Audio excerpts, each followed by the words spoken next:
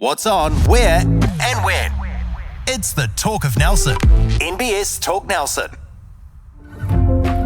At NBS, we believe in banking for life. For over 160 years, we've been a trusted banking provider for generations of locals like you.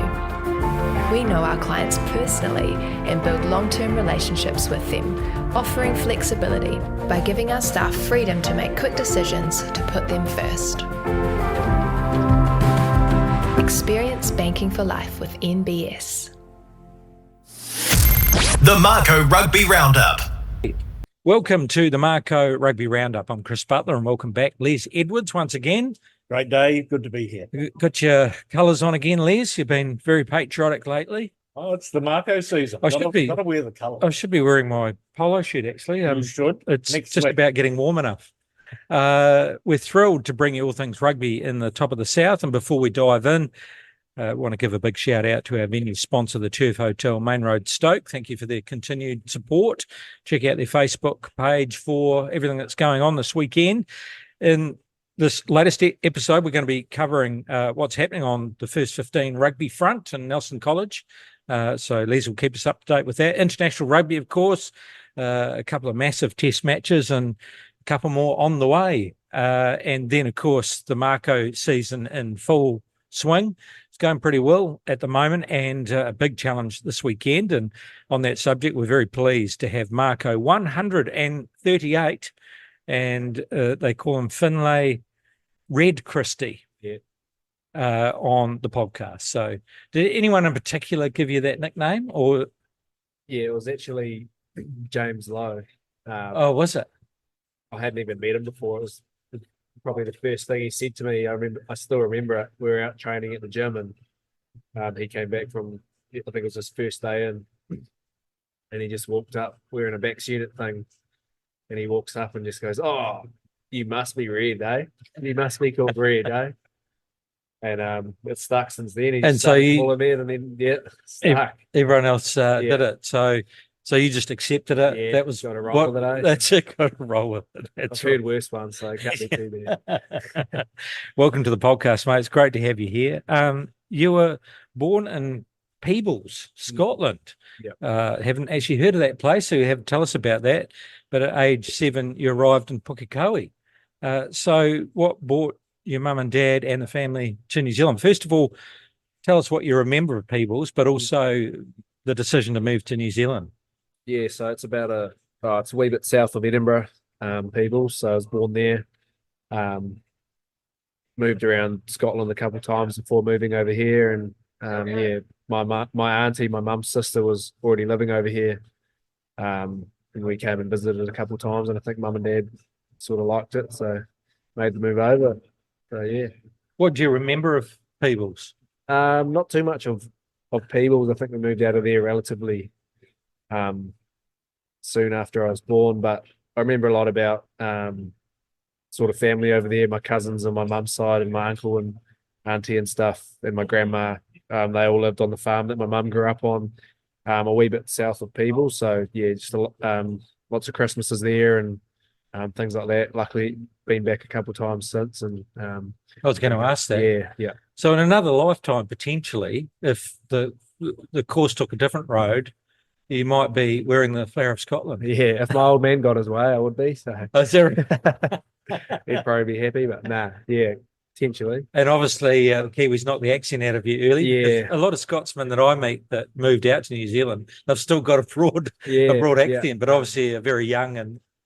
Yeah, well, I was 7, so must have just got kicked out of me. But there's some pretty funny videos that my mum has of me and my brother, who he also lost his as well, but we both got real thick Scottish accents and videos of us growing up back there. So it's quite it's very strange to hear and see and be like, "Oh, that's me." Yeah, that's right. That's but, right.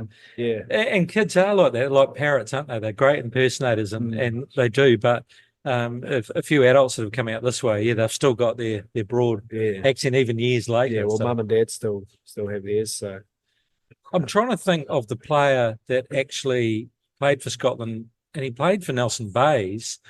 Prince is, I've got in the back of my head, his surname. He played for Canterbury as well, but he ended up playing for Scotland on the wing. and he's played for Nelson Bays. Alan Prinsett. Someone is going to correct me on that, because I remember actually going down to Christchurch and meeting him when he was either playing for Canterbury or the Crusaders. Yeah. But he ended up playing for Scotland. So That Maitland did. Maitland did, yeah. Maitland? Sean Maitland, He that's was- right. Crusaders, wasn't he? Crusaders? Yes, he was. Yeah. Yes, he was. But there was another guy too, who's from this region, but I may have got that wrong. It might have been Sean Maitland. Yeah. All right. Fantastic. All right. Well, look, before we get into much more about your background and your playing history, let's get on and have a chat about what's happening on the front of, I guess, national rugby, local rugby. Well, we're going to talk international too, aren't we, actually, Les? But first of all, first 15 rugby and New Zealand top 4 playoffs. Yeah, so they're on Friday. That's tomorrow, live here, 6th of September at Palmerston North. So what we've got in 1:15 game, Hamilton boys are playing Fielding High School. So that's a hell of a game. Hamilton representing, I would say, the Blues region, and Fielding representing the Hurricanes region. And then you've got at 2:45 Nelson College playing Kelston boys. Now, Kelston boys defeated St. Kennigan's College to make the Final Four. And I believe St. Ken's is your old alumni, is it not? Yeah, it is. Yeah. So where's that originally from? St. Kennigan's, Auckland. Yeah. Auckland. Okay. Yeah. Right. So did you have a strong rivalry with Kelston when you were playing first 15 footy? Sort of previous years to me, there was, I think, a couple of years before I was playing first 15, they beat them in the final. But not really when I was coming through as much. Okay. So did you have success at this sort of level, top 4 or Auckland comp? We won the Auckland comp when I was playing. I only played 1 year of first 15, my last year, and we won the Auckland comp, and I think we actually lost the top 4 final to Hemi boys. So I was going to say Hamilton boys would be Chiefs region, wouldn't it? yes, Yeah, So that'd be yeah. Chiefs region, and then Fielding High School.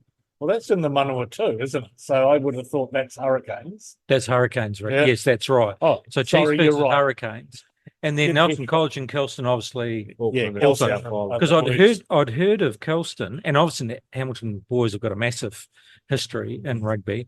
But Fielding, yeah, I'd they've never got- come across them. The Whitelocks, Aaron Smith. Right. I believe they're all Fielding boys Wow. alumni. So yeah, it has been a strong college. So Nelson College taking on Kelston boys at 2:45. Now you get if you get this in time, that will be on.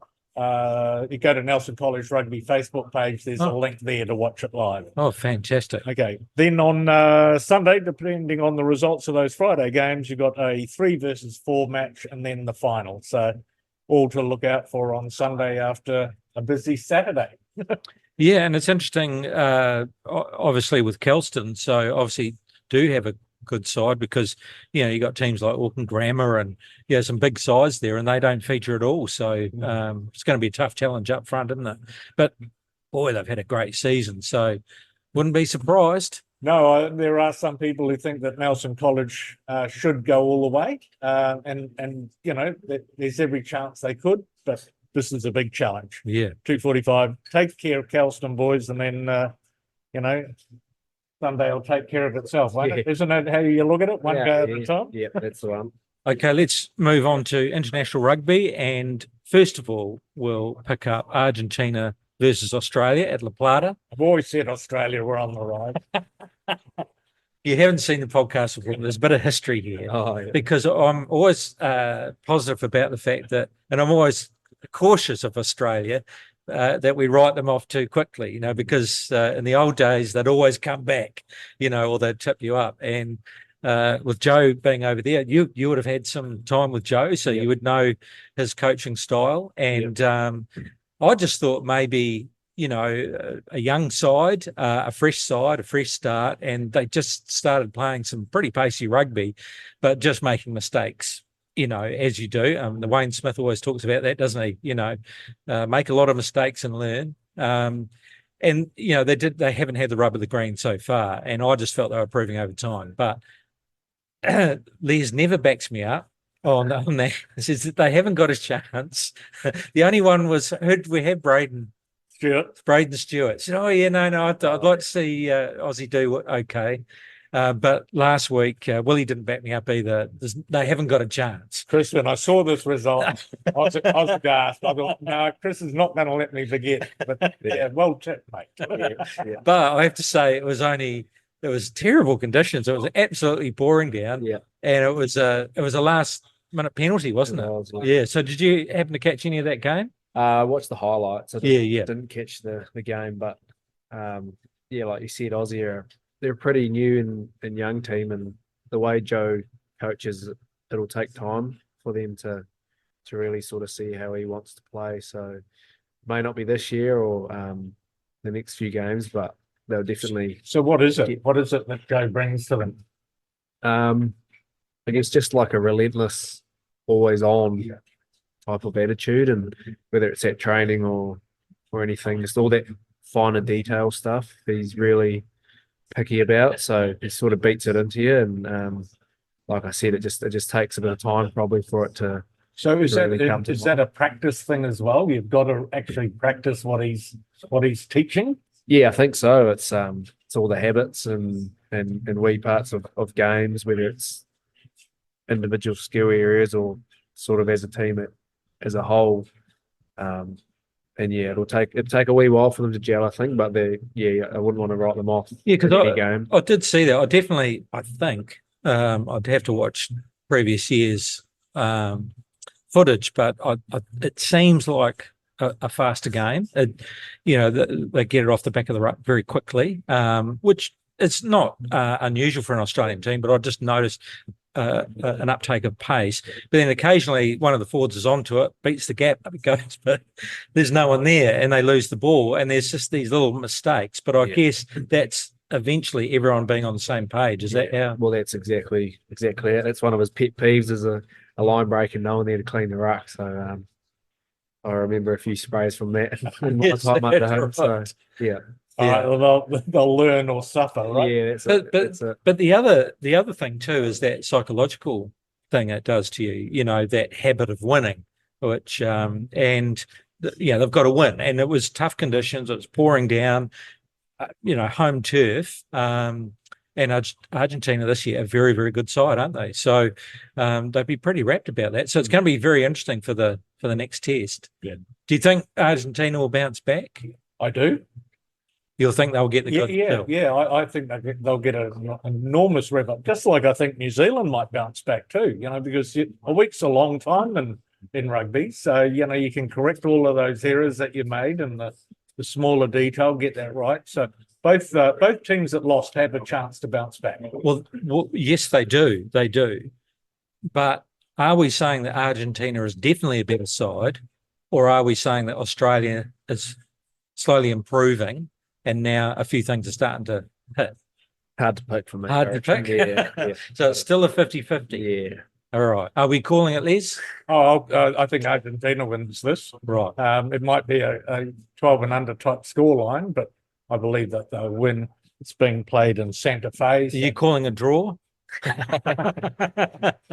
Yeah, I don't know. I'd say it may be RG as well. They're pretty passionate, and especially being at home, coming off a loss. But it is hard to choose. On home too. Well, I'll have to go for Australia, won't you? That's yes, twice in a week now. Yes. 2 against 1. I'll have to back them up. All right, Australia to win. There you go. Okay.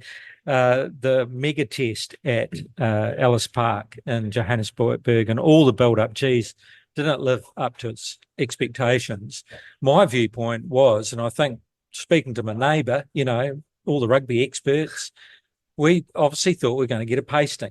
We thought it'd be competitive. There was a bit more hope than after we lost to Argentina and then we saw what they did to Australia.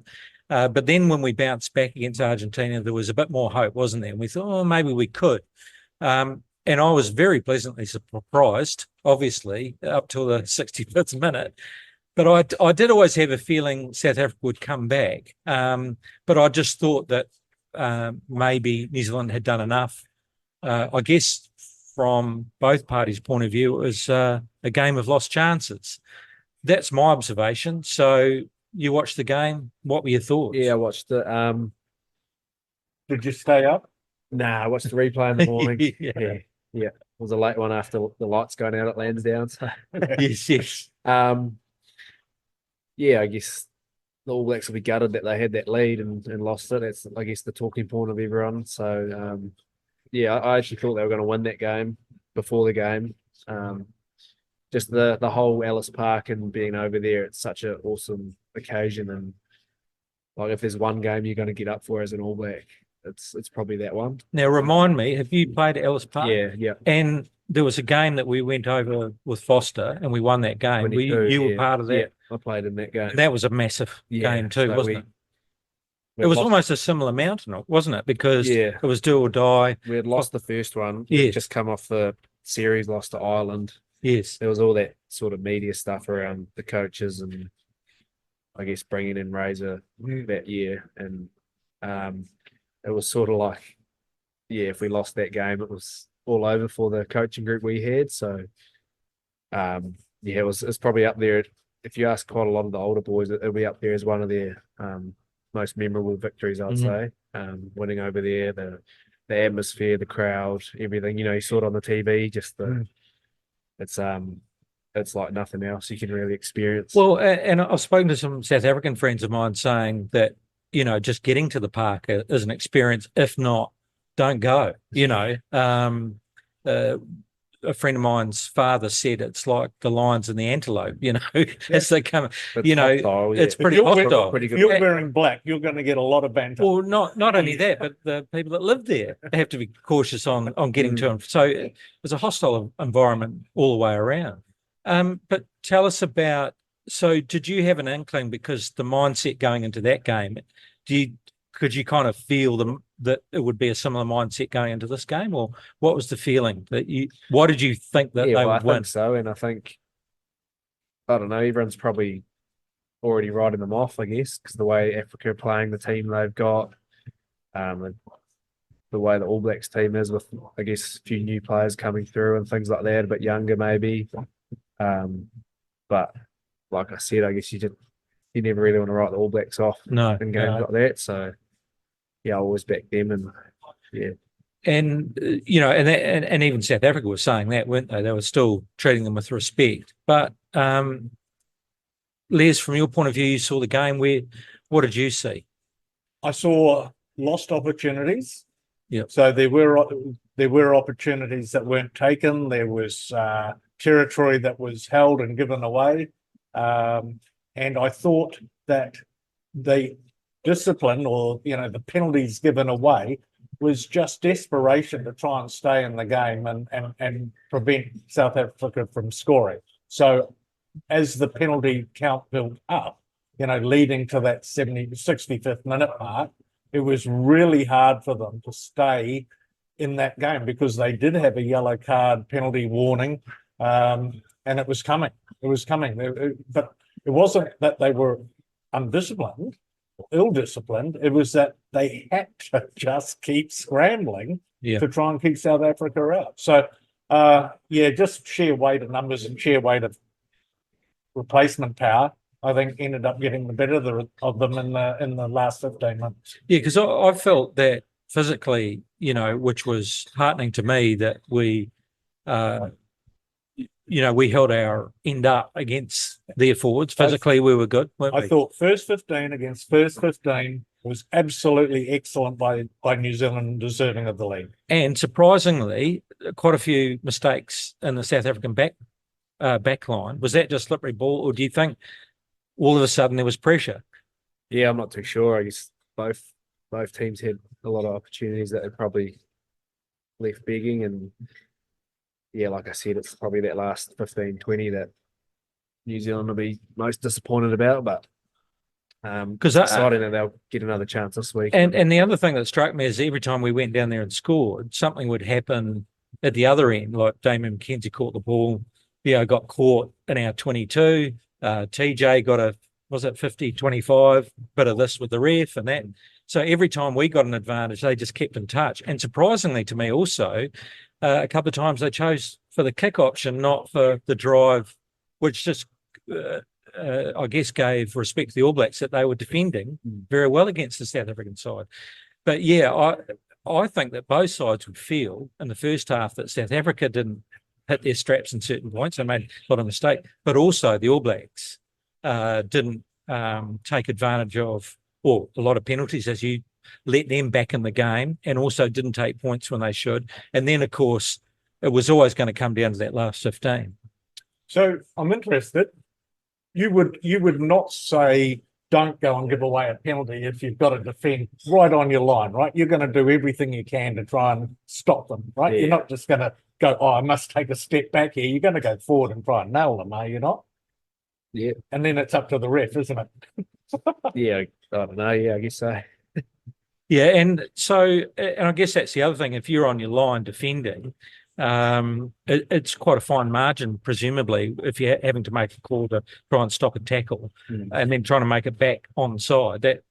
That'd be fairly difficult on the line, wouldn't it? Yeah, I guess it's all just that pressure mounting and building up and defending your own lines. It's always probably the part where it's the most margin for error and stuff like that in terms of the ref giving away penalties and things like that. It's where you'll probably look at it a bit more. And so, yeah, pressure builds up and it's got to go somewhere. Fine lines, yeah. So expectations going into the next game, what do you think the camp will be talking about from your observation? I know you can't be their voice, but, if you were in that room, what do you think you would be talking with them about? I guess they'll be looking at the positives and the negatives. The positives of the lead they had with 15 minutes to go or whatever. So take some confidence out of that, and I guess the way that they finish the game, they'll look to sort of fix that, and I guess be looking confident going into the game. So yeah, exciting. So Les, South Africa, they must be saying, well, we dropped a lot of ball in the first half. Yeah, I think that they too will be very confident going into this game when they look at their positives. Similarly, though, I've got a question. I wonder, because we don't know the teams, No. do you think there's any chance that Scott Robertson could go with a 6-2 bench to try and counter the bomb squad? Gee, I don't know. Yeah, I'm not too sure. No? No idea? Nah, no idea. Okay. There's been talk about, isn't there? Because yeah, in the press, there is some feeling that if you could just bring in a bit more defensive skill and bigger bodies at the end of the game, it might help. There's other talk about, does Barrett come off the bench rather than at fullback, leaving Will Jordan to play at fullback and Talia and Clark on the wings. The media have a lot of good conversations, and there may be merit in a 6-2 bench, but it's not the New Zealand way, is it? Never has been. Yeah, not historically, I guess. No. No, and I guess that we came pretty close in the World Cup final with South Africa and their bomb squad. That was nullified for a lot of that game, and if a couple of calls had gone our way, we potentially could have won that game. We weren't far off. It wasn't like the bomb squad was the total difference. It was just a few calls and opportunities, I guess, inches, as they keep talking about. But also there was talk about the fact that we've got a plethora of wingers or people that can play wing. Would it be worth bringing an extra forward? But for 65 minutes, that wasn't the case, was it? And I felt that actually the young boys have shown that when they have come on against Argentina, against England, they've been playing very well, haven't they? Sam Darry, he's up for it. So I just feel that, you don't potentially change too much. You go with what a lot of the interviews have been talking about, go with the positives and just improve and try and correct the things that didn't go wrong. But in turn, South Africa potentially going to be doing the same thing, obviously. So that means it just goes up another level, doesn't it? Oh, it's a huge. One question which we've talked about is playing at altitude versus now Cape Town and sea level. Murray Maxted says, don't listen to anyone, what they talk about, modern times, blah, blah, blah. They talk about modern techniques and all that. Don't listen to them. It's thinner air. It's bloody harder. Yeah, What do you think? spot on. Is that right? Yeah, spot on. So they went, I think, on the Friday. When you've travelled overseas to play at altitude, has there been much talk about leaving, whether you go, 10 days before rather than 5? Does it make a whole lot of difference to Oh, acclimatise? I don't know. I'd probably say for that short amount of time, probably not. You'd probably need a long time to acclimatise. You're going to feel the burn regardless, I think, personally. And you do notice it. It's just you feel it in the back of your throat and your lungs, just the burning. I guess it's just something you got to deal with.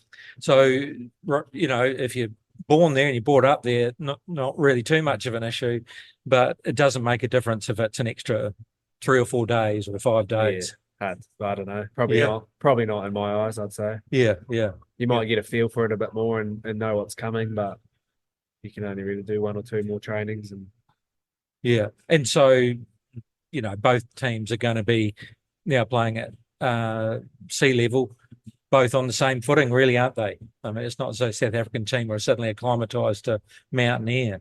Yeah. Okay, going to be interesting. All right, so we'll do the call. What is it, Les? New Zealand 12 and under. 12 and under? yeah, I'll go All Blacks. All Blacks? You have to, Yeah. mate. If I feel if we can do what we did last time and put them under pressure, they started dropping ball. That was really interesting to me. And that's something that sometimes we've done if, we're under the cosh defensively. We've made mistakes, and it just goes to show that pressure says a lot. So hopefully we can do the same. We can get the win, get over the line. Let's talk about the Mako season. It was the double header in Blenheim. And first of all, let's talk about FPC. Lost to Manawatu Cyclones 55-17. Tell you the truth, I didn't actually know how the Manawatu were travelling in FPC. So I thought it was going to be closer than that. But they're a very good team. Always have been. Salika Winiata is their Tallis woman. She leads them around from fullback, Shorty as they call her. She inspired them. The girls, the Wharapana Cup team, Mako, they had a good start to this. They scored a couple of tries early in the first half, but the rain was just torrential, and in the end, Manawatu's firepower, especially on the wings and in the midfield, just took its toll. did you happen to catch the game, or were you guys getting ready for the match? We were playing straight after. Straight after, yeah. All right, well, hard luck, girls, and we'll talk about who they've got up next. But NPC beat Play of Plenty 34-15. We talked about that with Willie last week, how this wasn't going to be an easy match. The Boppers have been playing pretty well. Don't think they'd lost a game. Maybe they'd lost one game, but they were sitting at the top there, and Jesus could be a banana skin, but the boys pulled it off. So your thoughts on the game? Yeah, we had a pretty good week, and we knew it was going to be a step up. We talked around how our next 3 games are all top 4 teams, starting with them. So they got through their storm week, round 1, won all 3 games. The last couple of seasons, they've sort of been there or thereabouts around that top 4 sort of side. So they're a good team and pretty physical up front. So we knew it was going to be a battle there, especially with the conditions. So we just talked around how we wanted to control that game. The kicking part of it obviously is crucial in conditions like that, and in the upfront set piece and forwards game. So the boys, they stood up and they adapted well with the lights going off and whatnot. I think kickoff was postponed for half an hour or so. So yeah, I thought you coped with the drama really well. Quite a funny one, warming up and then go and sit in the sheds for half an hour. Yeah, can't see. Some of us were thinking we were just off to the pub. The game was going to be cancelled, but no, it was good. The game got back on, and we got a good win. Yeah, there was a heck of an electrical storm around at about 6:45, and when the lights went out, you have to think, can they actually get this game up and running again? But I was listening to one of the radios, and I have to say, Kahu Marfell and the operations team were very calm. They got the electrician involved. Sky had their own power unit, so they were okay. And so they had to warm the lights down. Oh, yes, you do. Yes, and then get them back up again. Mm-hmm. And I think to do what they did in 45 minutes, you ran out after 45 minutes after they went out. That's a pretty decent effort. As to the game, it was just a really good 15-man performance. Everyone did their job very, very well, I thought. Timothy Tavatava Nawai is just a beast, and he was my clear best player on the park. But there were 14 other very good players, and the bench did its job. So you'd be satisfied, would you not, with that sort of a 4-try bonus point win that left them with no points? Yeah, we were definitely happy with the win. Like you said, getting a bonus point in those conditions, I don't think you would have picked it to be like us to score 30 odd points. So, yeah, the boys were pretty happy with the outcome. And so far, you know, touch wood, that's been a theme up till now, is that right across the park, on the whole's been performing pretty well. So the forwards have been doing their job, the defence has been great, and the back line been very impressed with the way Willie's been controlling the game. And Will Butler coming in, picked him out of the middle of nowhere, and I just thought he's been doing a great job in there. And the back line looks pretty sharp as well. So across the board, you guys pretty happy with the way things are going? Yeah, we've been, I guess, building nicely. There's a few hairy things at the start. Our line out was a bit under it, but like I said, on the weekend the forwards really stepped up, and we've been heading in the right direction, which is all you can ask for, I guess, at the start of a season. Yeah, fantastic to have Antonio Chalfoun playing 80 minutes. Yeah, he was bloody awesome. He was chomping at the bit all week. Few dust ups at training and whatnot. You could tell he couldn't wait to get out there. So now it's good to see him out there. And he adds that little bit of height and size that just made a big difference, I thought. And I also like our front row. I think Ryan Cox, another good stint from him, but Sammy Martin, he showed a lot of grit in that game. One effort he did on the sideline to try and get a tackle in, and got the tackle in. Yeah, so, you know, when you've got good forwards, it does make the job of the backs that much easier. So FPC now taking on Taranaki at Trafalgar Park, 1 o'clock on Saturday. So it's a great chance. Free entry to get along and support the girls. This is their last regular season game. I'm predicting a win for Tasman Mako in this one over Taranaki Who. So, you know, you see enough glimpses to know that there's an entertaining game coming from the side. So I'm picking this one to be that game. Make sure you get down and support. Yeah, absolutely. I'd imagine the Dirties might get down there and support them as well. Those not travelling to Napier. So, you know, chance to come along and see some of the players outside the 23 going to Napier at that game as well. Good luck, girls. NPC versus Hawke's Bay in Napier, Saturday 7:05, and it just happens to be a Ranfurly Shield challenge, and we can talk about it because whenever we preempt talking about it 2 or 3 weeks beforehand with any of the players, no, we haven't talked about that. No, not in my mind. No, not even thinking about it. It's the week of now, so surely we've talked about it. Yeah, we've talked about it. Oh, good. We know it's up for grabs. So yeah. So tell us about you know, how the team's feeling going into this match, and also expectation in Hawke's Bay. You've been there before. That was a Ranfurly Shield challenge too, wasn't it? Up in Hawke's Bay? Yeah, 2021. 2020. Sorry, 2023. 2023. I was at that one. Yeah. We know that it's bigger stakes, I guess, but we've sort of tried to keep wraps on it and just focus on getting a good week's prep, and you can't really play the game before it happens, I guess, is what we're trying to get across to everyone, and just focus on how we would usually build a week. I guess just knowing in the back of your mind that the stakes are a wee bit higher. So it's been good. So, you know, really it's another competition game. Yeah. There is a bonus. Yeah. So you can't really focus on the Shield. You got to focus on getting the points. Exactly, yeah. Right. Yeah, we just got to stay focused on what is in front of us, and that's the game. Can't get too carried away with anything else, and hopefully they'll take care of itself. And you may get a cherry on top. Yeah. But tell us about Hawke's Bay, because they've been playing pretty well. They came back to win this week, didn't they? Yes, they're undefeated. Yeah, they're undefeated, but they were behind at one point, weren't they? But and they looked as though they were getting a bit of a battering, but they got it together and came back. So they're a strong, tough side, and certainly at home the supporters will be out. So expectations against them? Yeah, they're a really good team.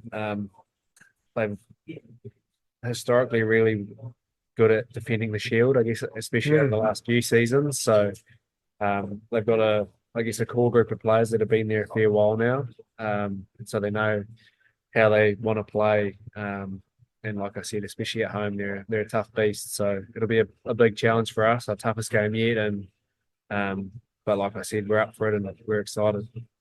They do pride themselves as being a Ranfurly Shield province. They state that. They're very keen, and it goes back to the 60s with Cal Tremaine and Ian McRae and those sorts of guys and that run they had back then. So yeah, a great deal of pride in the Shield. Interestingly, in 2021, we went up there and just got smashed by them really in the first half of a Ranfurly Shield game. I don't think our prep looked as good as it could have been. But interestingly, go back there for the playoffs and won beat them for the semi-finals. So, we can beat them. We just got to have that extra mindset that comes with an opportunity to make history.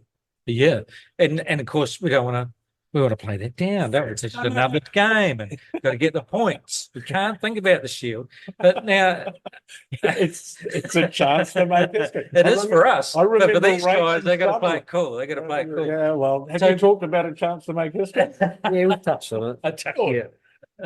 Yeah, it is an exciting opportunity. Yeah. We touched on, I guess, a bit of history on it and that we haven't won it before. And I think, was it 1973 that the Red Devils won it? Yes. We brought that up and yeah, it'd be really cool, but yeah, game first. Game first. On that note, history, Les, tell us about history. So, and it is important to acknowledge that Marlborough won it in 73 and then defended it 6 times, and Raymond Sutherland came to the camp in 2021 and spoke about, the fact that you got to really embrace it. It is a chance to make a story that will last a lifetime. 4 challenges by Tasman in our history. So 2008 went to Wellington, got beat there 26-20. I remember there being some controversy at the end when Kam Whataii got yellow carded, and to this day no Tasman player or fan can understand why. 2012 went to Taranaki. I went on that chartered planes. 49-40 was the scoreline. It was just the most amazing game, and really, there were 21,000 people there for memories. It was just huge. 2021 went to Hawke's Bay, as I said. I took a whole lot of sponsors up there. We chartered 3 planes. We were being entertained in a container down at the end where Hawke's Bay were warming up. Their warm-up was like chess match intensity. They were smashing into each other. I looked up at our end, we were sort of a little bit not as intense, right? So they came out firing on that one and basically got a good lead in the first half. Mitch Hunt kept us in the game with some penalties. And final score was 34-22. Well, I do remember that because you guys chartered the plane. It was my job to run around and get local product, orange juices and muesli bars, and because you had to get back on the plane, and they wanted to make sure you were refreshed, and I had to get all these gift bags all together. Because you were with Origin Air. I was helping Robert out. He rang me out and said, "Do you think we can get some local product?" We got it together in about 3 days, and he wanted to make sure you guys had some refreshments. I think it was on the way back. So. Yes. And the local suppliers came to the party, so that was fantastic. And thank you very much for your efforts, mate. And then 2023, which was last year, we went there for a Wednesday game, Storm Week game, and you're challenging for the Shield in a fairly empty stadium. 7-0 was the scoreline. So that's there've been some pretty close scorelines when you look at the 4 matches. 5th time lucky, I say. And I think we had a quick look prior to that. Nelson Bay's, was it 5 times? 6 challenges. 6 challenges, mate. And Marlborough, they've got the famous Red Devils win. They've got the goods. Yeah, that's right. Okay, well, good luck, Finlay. All the best for that, mate. Cheers. Oh, and just travel arrangements. So after the whistle, there's no more planes, is there? So do you come back that night, or do you stay the night? I think we're back on Sunday. Yeah. Right. So we got to wait. If you do, we got to wait overnight and then come down in the morning. Yeah. Okay. All right. Fair enough. And And we'll see you at the airport. and we'll see you at the airport. That's right. And really, this is not about you guys. This is about us in our lifetime because we haven't got long to go. So we just like to see it in our lifetime. Yeah, we actually brought that up as a team. How I guess it's more about the community than us because of the history behind it and all that. So Especially the old buggers. That's yeah, right. that's the one. The grey ears would like to see the Ranfurly Shield. You're with the Mako Rugby Roundup, and it's great to have Finlay Christie with us and growing up in Pukekohe. So, what were your favourite sports? Had you always been a rugby man, or were there some other sports that you got interested in? I guess always sort of loved rugby growing up, as any Kiwi kid does. But I was a gymnast for about 10 years growing up. So I think from until probably year 11 at school, so maybe until I was 15 or 16, gymnastics was pretty much my life. Wow. Yeah, I was training about 20 hours a week. And wow. that sort of takes up your whole life, that sport. So no, I didn't play too much rugby growing up. There was a few seasons here and there when I could fit it in, but didn't play at school till year 11, I think. So, where did that come? Where the gym was that just introduced to you at school and you liked it, or wasn't through family sure. I think I history? was about 6 or 7 when I started. No. So who took you, mum or dad? Probably both. Just wanted to get rid of me because I had too much energy, I'd say. Find the sport that had the most training hours and say, go and do that. Go and do that, yeah. But no, You represented New Zealand at gymnastics. in one of the sort of age grades, went over to Aussie, representing New Zealand. I think that was like 2008 or 9 maybe. So that was good fun. And were you across the board, or did you have a particular specialty in gymnastics? No, I was sort of all around. Yeah. Yeah, all 6. There's 6 men's apparatus, so just a bit of all round. Yeah, did everything. Has it helped with your strength in terms of, especially your defensive strength? Does gymnastics come into play with how you handle men running at you? I think early on, it was definitely benefits. I guess core strength and the bits and pieces like that, fitness and all that. So flexibility as well is obviously a massive part of gymnastics, and it I guess helps with everything. So it sets you up pretty well for anything, I think. And I suppose training discipline, because training is hard work, and so that mindset of getting through the training, that's something that's been a benefit to you. Yeah, well, there's some pretty big weeks. I remember sometimes we'd have early morning trainings before school, and so we lived in Pukekohe, but I went to school up in town at St. Kent, so it was an hour bus ride each way. Wow. So I remember I used to train in the morning. Mum would pick me up from training with my uniform in the car, get changed on the way to the bus stop, bus up to school, come back from school on the bus. Mum would pick me up from the bus stop with my gymnastics gear, go straight back to gymnastics training and train till about 8 at night, get home, eat dinner, go to bed. Jeez, So there's some pretty big weeks, but like you said, I guess that instills that discipline in you pretty early in what it takes. So this training's nothing there, is it? You mentioned you were playing time at St. Kent, you called it. Is it St. Kentigens? Is that how you pronounce it? St. Kentigern. Kentigern's, yeah, I think. Kentigern's College. Kentigern's. So tell us about the playing days there. Like I said, I didn't actually play too much rugby there. I played a wee bit in year 7 and 8 when your games were at lunchtime on a Wednesday. And then I think my first proper season was year 11, just playing sort of under 85s or whatever it was. It might have been under like 75s or something. So I did 2 years of like weight grade stuff, and then somehow in year 13 made the first 15. So yeah, that was. At what position? Halfback. It was always been halfback. I was actually the reserve halfback to Sam Knock. He was the starting halfback when I was there. So wow. Yeah, we go back a wee while. Well, you could have gone on to hooker because Brandon, his brother was halfback when he played at school, and I think he had visions of playing, but he ended up as hooker. Oh yeah. So I don't know how you go from halfback to hooker, but you would have teamed up with Sam in your Blues days. Yeah. Well, we're both here at the moment. Yeah. Oh, okay. So it's good fun. Yeah, excellent. You played for Counties Manukau at under 19 level, is that right? Yep. But then actually headed to Christchurch for university. So What was the attraction to UC? Was it what you wanted to study, or was it the rugby pathway? No, it wasn't really rugby related. It was probably more just sick of working. um, so yeah, I finished school in 2013, and 2014 I sort of just stayed in Pukekohe and jumped around a few jobs and whatnot, just getting experience.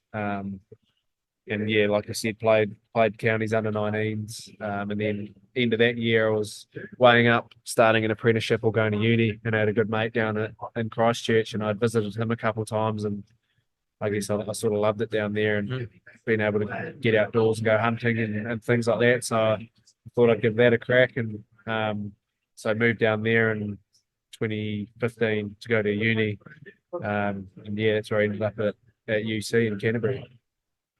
So your club season for UC in 2016 resulted in two significant events. First of all, you won the Hawkins medal as Canterbury's top club rugby player. So how was that season for you?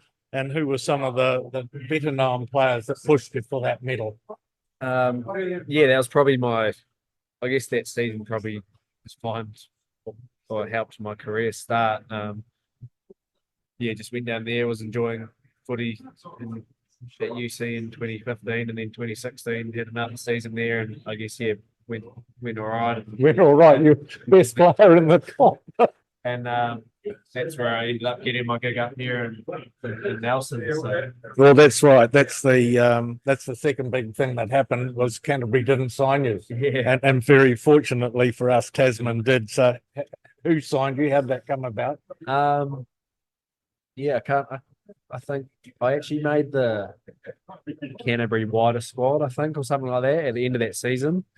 And then there was a few hints that some teams might offer me a contract, and I think Leon McDonald came down to Christchurch to catch up with me, and I don't know who teed it up. I think Tony Lewis used to always say it was him, but I think as he would, but I think Alex Nankivell's dad was watching and sort of he's good mates with Tony and said come and look at this guy because Nank was playing for Lincoln, so. Yeah, I don't know. Need to clear that up with who did it, but someone let Tasman know, obviously, and Rand came down and had a meeting and a coffee with me, and I guess just to get to know me and said, "Oh, there's a bit of an opportunity if you want to come up and have a crack." And yeah, well, that was a really good era out of Canterbury because we picked up Alex Nankerville, picked up Finlay Christie, and then picked up Will Jordan. Yeah, that's right. Yeah. They are three people that Canterbury missed out on, which is bloody marvellous. Yeah. So you made your Tasman Mako debut at age 20 in 2016 in round one against Waikato at Lansdowne Park in Blenheim, scoring a try, I believe. So how did you find the step up, in the class from, club rugby in Christchurch to NPC Premier level? Yeah, it was a big step, I guess, for a young 20-year-old that I wasn't your sort of regular that had come through school being that sort of guy that was a rugby player and, had it all set out that I wanted to be a footy player. So when it all happened, I guess that quick, I was quite, shell shocked. I still remember, like I got the contract coming up here and thought, that'll be cool. I'll come up and learn a bit and hopefully get a game or two. Because Billy Godden was here then. And I still remember that first team naming before round one when the team got put up on the big screen and I was starting and I was just like, oh my God. It was pretty overwhelming and I was pretty nervous back then. So, but it was awesome. All the boys got around you as they do and it was pretty cool. Yeah. So who are some of the other younger players that you gelled with and, you remain pretty good mates today? Yeah, I'm really lucky. We've got a really tight friend group from the Mako and Tim O'Malley was there, Mitch Hunt, Quinn Strange, Nank that we talked about. There's a lot of us, Davey Harbilly, Will Jordan then came in 2017, and a few more that I can't remember off the top of my head, but we're all, real tight. We got those five or so years together that we played from then and we're still in contact today. A few of us are all over the world now, like Hunty's in Japan and Nank's in Ireland, Dave's in Johannesburg, obviously, with the ABs. But yeah, it's a real tight friend group, and it's pretty cool to have, I guess, be able to play with your mates like that. Yeah, yeah. You mentioned Tim O'Malley. Yeah. He got married. I guess Yeah. you all ended up there, did you? Yeah, yep. They all ended up there. It was a good do, good wedding, as you could imagine with Tim. So, Yeah. but yeah, there's quite a few of us. Blackadder as well. He's been there since then. So, yeah, there's quite a cool group of guys. Yeah, because it's interesting. It was a comment that Willie made, but also Ethan always talks about. Oh, I'm just enjoy playing with my mates. Yeah. And he was doing it at second division rugby when he got picked up. Yeah. You know, to now when he's interviewed with the All Blacks. Yeah, how was the game, Ethan? Oh no, it was quite fun playing with your mates. Yeah. You know, in one of the biggest tests. But Exactly. he always brings it back to the enjoyment and that opportunity you guys all had to play together. That you know, that's mainly what you guys get out of it. Is that Exactly. And yeah. I guess if you're not enjoying it while you're doing it, kind of thing. So that's what I've loved about coming back here this year. It's it's you don't really get that in any other team what we get here. So it's been awesome coming back and experiencing the culture again and the boys, and every day is just a laugh and good fun. But at the same time, we know we can flick a switch and be serious and when it comes to footy. So it's one thing we do really well down here is get that balance right. Between hard work and fun. So, well, you obviously got the balance right with back-to-back titles in 2019 and 20. So it must have been fantastic to be part of. But also talk us through the two contrasting finals. What were the difference between the two? Yeah, I guess, 2019, we'd been knocking on the door for a few years. My first 2 years, we lost the final to Canterbury. But yeah, they were just the better team. We were good, but probably not ready yet. 2018, we felt that like we were ready and going to push for a title and lost that final semi-final to Canterbury at P Park, which we were pretty gutted with. So I guess 19, we were sort of just, it was now or never really. We had an awesome team, looking back, a really, really good team, probably one of the better teams going around that's been together for an NPC campaign. Like Liam Squire, obviously said no to the ABs, played with us. We had Geordie Taufua, Davey playing. The whole team was stacked. So I guess that year it was sort of like, it wasn't like we deserved to win, but we knew like we sort of had to win because we had that team. Whereas you compare that to 2020, a few of the boys made the All Blacks, a few of the boys had left, like those older boys. We didn't quite have the same season. We got pumped a couple of times. Remember we got well beaten by Auckland and North Harbour during the season. Whereas 19 we were undefeated. And then going up to Auckland for the final, which was an away final. They were obviously the favourites. We were pretty big underdogs at the time. And I guess we weren't, we just, in the media's and everyone else's eyes, we weren't supposed to win that final. And then, we just found a way. So those are two of my favourite games in rugby ever, I think. So those memories are pretty special. As they should be. Super Rugby was a bit of a journey for you. Firstly, a year at the Chiefs in 2017 and then a couple of seasons with the Hurricanes. Did you ever feel at home at those two teams? Yeah, I loved my time at the Chiefs. And then, like I said before, everything happened real quick. Got my contract at the Chiefs after my first year here with Tasman. Was lucky enough to play a few games. I think I played 9 or 10 games because Brad Weber actually broke his leg that year. Loved it there, and then just new coaches came in and stuff, and I didn't really get an opportunity to stay. So went to the Canes, and there was an opportunity there, and I think I did 2 years there, and that was good fun as well. But then I was just behind TJ, so those 3 years I was sort of always behind All Blacks, so I couldn't really push, and I was still learning and still young, and probably wasn't really trying to take that opportunity as much as I could have. So all that learning you go through, and then that opportunity at the Blues finally came up and I went there. Yeah, so in 2020 that you did indeed join the Blues, and you've now played over 50 games for them. Yep. So did Leon McDonald have a say in getting you up there? Yeah, it was. I remember he texted me and just said, there's opportunity up here for a 9. We don't really have I guess, a starting nine that's there cemented. So come up and then there'd be an opportunity for you to compete. And I sort of weighed up that or staying at the Canes and just thought it's probably, I sort of wanted to stay at the Canes, I think, but looking in the opportunity wise, that was the right thing to do for my rugby career.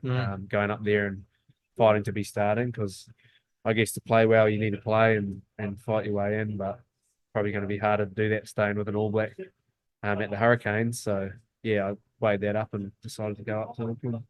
And the Blues environment's good for you? Yeah, I love it. It's real different to other teams I've been a part of, but it's like anything, you always find mates, and everyone in footy teams are there for a good time and stuff. So it's been awesome. Right. So in recent times, of course, you've been joined by Anton Segner. So Yeah. one of the few Mako to join you. Yeah, we don't say his name anymore down there. Oh, that's right. He enjoyed it up there too much that he wanted to stay there the whole year. Yeah, what a loser, eh? Yeah, loser. And they are too, eh? Yeah, they are at the moment. So if it's not Anton, who will you go to, mate, to go and have a chat and a coffee with? Oh yeah, I got a few. Sam Derry and Ricky Riccatelli lived with me this year, so those guys, there's a good crew. We're all good mates, and everyone gets along, so it's good fun. Sam strikes me as a strong, silent type, and Ricky is a cheeky bugger. Different as The opposite way around, is it? Yeah. He's not going to say too much. I must say, Sam, he's had a great start, hasn't he? I mean, he's had a great season with the Blues. Yeah. And they obviously picked that, but it's, starts with the All Blacks. He's played really well, hasn't he? He's gone great. It's awesome to see your mates in the environment and doing well. So yeah, hopefully you can string a few more together. Yeah, well, look forward to that. All right, well, you're signed there for next year? Got another year there. Yep. Let's talk about being an All Black. So number 1,196. Don't know if you always remember these numbers. You have them tattooed? I remember that one, yeah. You do remember that one? Yeah. You made your debut in 2021 and you've now played 23 tests. You spent most of the time, obviously, as a backup for Aaron Smith. So tell us about that experience. I mean, you obviously played behind TJ, then obviously up to Auckland and as far as I can remember, have started for them. But then you go into an All Black environment, and you've got Aaron Smith there, TJ there as well, actually. Yeah. So tell us what happened. So instead of banging heads against them on the park in Super Rugby, you go into that environment. Tell us about that. Could you call it a brotherhood? Is it a brotherhood against with the halfbacks, or is it head-to-head battle to try and get the start? No, they were awesome, eh? Especially my first year. Like I sort of never really thought I'd make the All Blacks, to be fair. It was always sort of like a bit far for me, I think, to reach. So when I did, I was a bit shell shocked, really nervous going in. And guys like Nuggie and stuff are just awesome. He's at that part of his career where he loved sort of teaching and helping others out as well. He obviously was still playing great footy and was the 9, but he just makes others feel welcome, especially the other 9s, loves sharing tips, helping out with training, drills, anything like that. So no, it was really cool. But then when it came to training, you were competing with each other, and that's the way to get better, is to compete against the best. So you learn off them and compete. Fantastic. So tell us about you had your debut against Tonga in Auckland. So tell us, first of all, tell us about how you found out that you'd made the squad, and then you get named to play against Tonga in that first game for the All Blacks. Yeah, so we had just won the Trans-Tasman super final thing with the Blues. As you can imagine, we were having a few beers on the Monday. I think the All Blacks squad was getting named then. And I genuinely just didn't think I was going to be in it. So we were at the pub having beers and stuff, and they just had the team naming on the big screen. Oh, really? What, no phone So call? no phone call? And no phone call, and we were just watching the thing, and then my name popped up, and I was like, holy shit. No, it was actually pretty awesome. One of my mates who was there went and got the CCTV footage. So there's actually a video of us watching it, and I'm just sitting there, and then my name comes up, and all the boys come around and embrace me, and they're celebrating, and I'm just like, holy shit. Did you have your phone on you? Yeah, I had my phone. Oh, you did. I had so my phone, as you can imagine, just went nuts. Family, friends, everything ringing you and all that. And I found out on we went into camp like 2 days later, and it was one of the first or second time I'd seen Foz down there. Comes up to me, he's like, "You missed my phone call." And I was like, "Oh, what?" Like, they had no idea. And he's like, "I called you after the team naming to try and congratulate you, and you didn't pick it up." And I didn't actually know, like I hadn't even seen that I'd missed Well, that's it. what I wondered, whether you actually noticed that. I obviously didn't have his number saved, No, right, but yeah. I hadn't even seen the missed call. And I was like, "Oh, sorry, like, I had so many things going on." And I was like, "Geez, you better sober up a bit, go get some sleep." But no, it was a pretty cool way to do it. Yeah. Wow. The thing that is interesting to me, that strikes me about you is, I don't know what perception we have of players' pathways. It was interesting. Will Butler's journey, where made the England under-20s, he capped the under-20s, then he had injuries, then his franchise went bust, and then he's ended up playing club rugby in Auckland, and bang, all of a sudden he's second five for Mako. It's almost like a second breath. And with you, it's like, and it's a bit like Ethan. How'd you go with first 15 rugby at college? Well, I didn't play. I just played socially with my mates. I played cricket. You were doing gymnastics, and it was a surprise to you that you got picked even by the Mako. So obviously there's something natural there, but this journey so far for you has been like a bit of a ride, and you're going, wow. Exactly. Yeah. Is that true? Yeah, I guess so. I guess it just goes to show that how anything can happen, really, if you work sort of hard. Like, I always had those dreams or goals, I guess, but there was a few that I sort of, I definitely didn't think I'd be an All Black, like even when I first made Super Rugby and stuff. But I guess, like you said, I always had that sort of work ethic and stuff like that, and knew what I wanted to do in that aspect of it. But it's that old cliche thing that you hear that many times from old rugby players and old anything really, that you got a dream that can happen and stuff like that. So it's probably a good lesson. So just work hard. Yeah. Yeah. So have you, in your 23 tests, have you had one at Murrayfield? I have, actually, yeah. So that'd be a highlight too. Luckily enough, got the start for that game in 2022. And had quite a bit of family, and mum and dad were there and everything. So that was, they got there from Pukekohe? That was pretty special. Yeah. So what was the atmosphere like at Murrayfield? Because I remember the old days. We'd watch it on the telly, and big battles against Scotland, and it was just the atmosphere was just. It was unreal.